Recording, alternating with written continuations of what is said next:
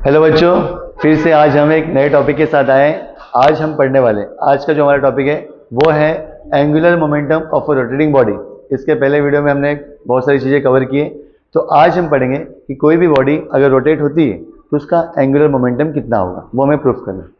तो एग्जाम में क्वेश्चन आता है या फिर show that L is equal to I into omega, ऐसा सवाल भी आएगा। ठीक है, यहाँ पे रोटेटिंग बॉडी का पूरा डायग्राम दिया स्ट्रक्चर के रूप में।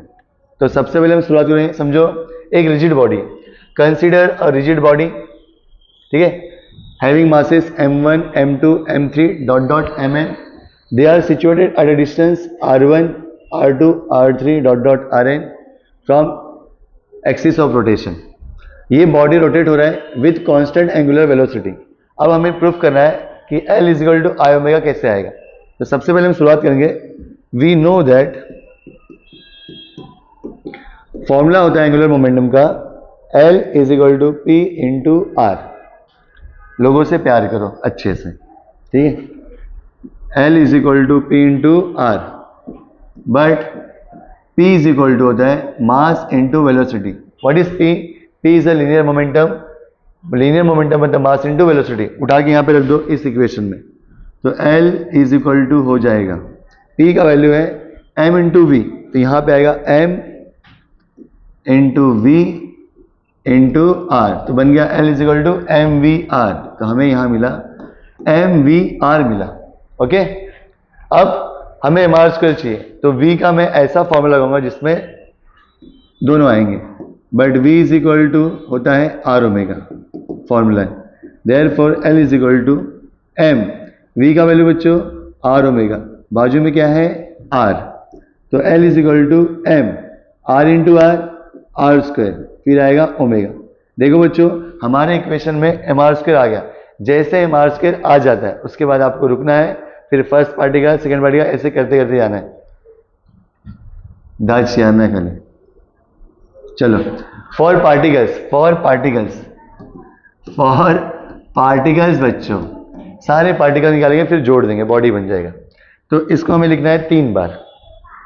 For first particle L is equal to m r square omega, L is equal to m r square omega, फिर से डॉट डॉट मारना है L is equal to m r square omega. ये first particle है इसलिए हम करेंगे बच्चों इसको 1 1 1। ये है सेकेंड पार्टिकल के लिए, इसे 2 2 2। सर ओमेगा को आप 1 2 नहीं लगाते बेटा, ओमेगा कांस्टेंट है और जो कांस्टेंट होता है उसको 1 2 नहीं लगाते। ठीक है, ठीक है, भय जैसे कुछ ही मत सोचो। अब यहाँ पे लगाते हैं n n n। अब जब हम सारे पार्टिकल्स को जोड़ेंगे तो क्या बनता है बॉडी। बॉडी का निकालना है टोटल एंगुलर मोमेंटम। तो total angular momentum of rotating body. अब बच्चों हमें निकालना है पूरे बॉडी का, तो आप क्या करो सारे पार्टिकल को जोड़ दो, होगा फिर L is equal to first particle second particle dot dot dot dot n particle. आराम से खोला दरवाजा, ठीक है। तो उठा लो सबकी वैल्यू। चलो बच्चों एक एक करके हम वैल्यू उठाते हैं। L is equal to L1 की value m1 r1 square omega plus L2 की value m2 r2 square omega plus dot dot m n rn square omega. ठीक है यहाँ तक। अब हमें बताओ इसमें से कॉमन क्या निकलेगा। अरे चलो कॉमन निकलेगा, ओमेगा सब में से कॉमन आ जाएगा, ओमेगा बाहर आ गया। m1 r1 square plus m2 r2 square plus dot dot mn rn square. इसकी पूरी वैल्यू क्या होगा बच्चों, summation i is equal to 1 to n m i r i square. बताओ क्या कहते हैं इसे ही कहते हैं मोमेंट ऑफ इनर्शिया। तो फाइनली आंसर बनेगा L is equal to omega, इसकी वैल्यू होगी बच्चों I, तो L इज इक्वल टू आ गया I ओमेगा। ये हो गया आपका एंगुलर मोमेंटम का डेरिवेशन। अब इसके ऊपर सर सवाल कैसे आते, एक्स्ट्रा क्वेश्चन देखो कैसे आते। L is equal to I omega. L होता है बच्चों where L is angular momentum, I होता है मोमेंट ऑफ इनर्शिया और ओमेगा होता है angular frequency, angular frequency. Okay, तो हम L is equal to I omega, अगर मान लो ओमेगा को हम लिखते हैं 2 पाई एन, तो L is equal to I into 2 pi N. तो I और 2 पाई कॉन्स्टेंट है, तो L is equal to constant into आ जाएगा तुम्हारा N, N आ गया। मान लो L is equal to constant into N, तो L प्रोपोर्शनल टू आ गया N। ये भी एग्जाम में आ सकता है कि show that angular momentum is proportional to frequency. N को क्या होता है, डायरेक्टली प्रोपोर्शनल। अगर आप ये बढ़ाते हो तो मोमेंटम बढ़ेगा, फ्रीक्वेंसी कम तो मोमेंटम भी क्या हो जाएगा, कम हो जाएगा।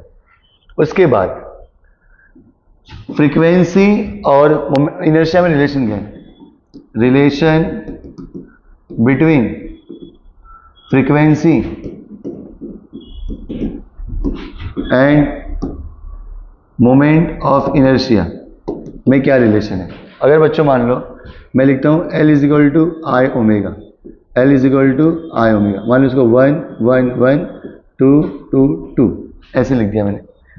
तो अगर मोमेंटम कांस्टेंट है, इफ मोमेंटम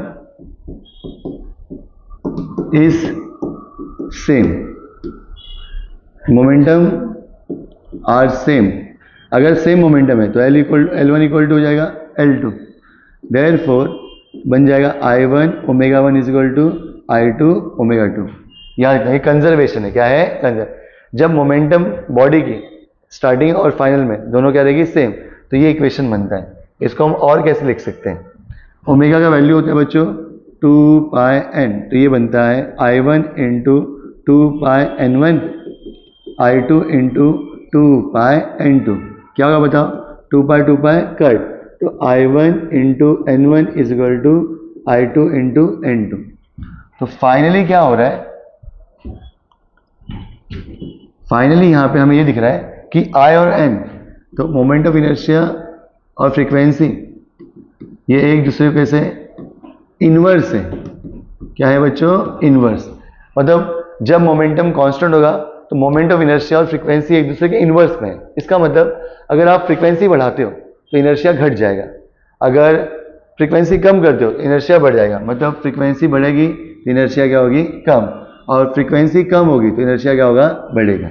ये बात याद रखना हमेशा। इसलिए अगर मान लो कोई बॉडी है, ऐसे अपने हाथों को दूर करके गोल गोल घूम रहा है, मतलब बॉडी के पार्टिकल एक्सिस से दूरी पर है।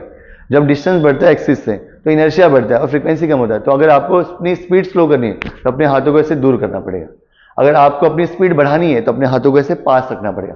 पास रखोगे तो आपकी स्पीड बढ़ेगी, क्यों, आपका इनर्शिया कम होगा और आपकी फ्रीक्वेंसी बढ़ जाएगी।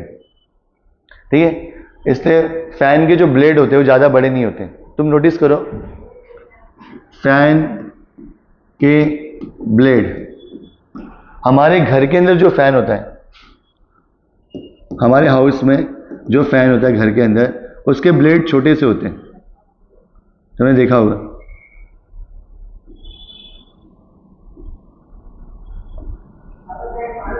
ये हमारे घर का फैन है, इसकी लंबाई कम होती है, बराबर। और जो विंड मिल होता है, विंड मिल समझते हो, पवन चक्की, ये हमारे घर का फैन है और यहाँ पे हम बनाते हैं विंड मिल। विंड मिल, उसका जो फैन होता है पवन चक्की बोलते हैं उसको, उसके फैन के ब्लेड जो होते हैं वो बहुत लंबे लंबे होते हैं।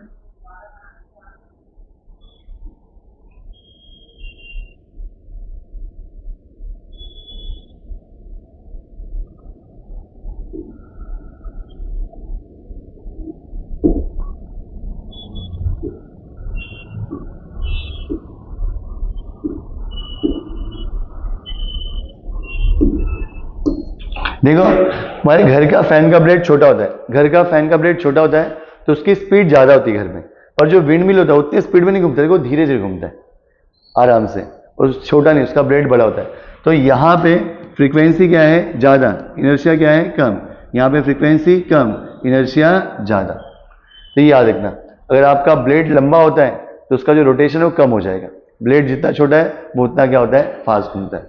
तो ये था आपका एंगुलर मोमेंटम के ऊपर टॉपिक। ठीक है, अब हम मिलेंगे नेक्स्ट वीडियो में।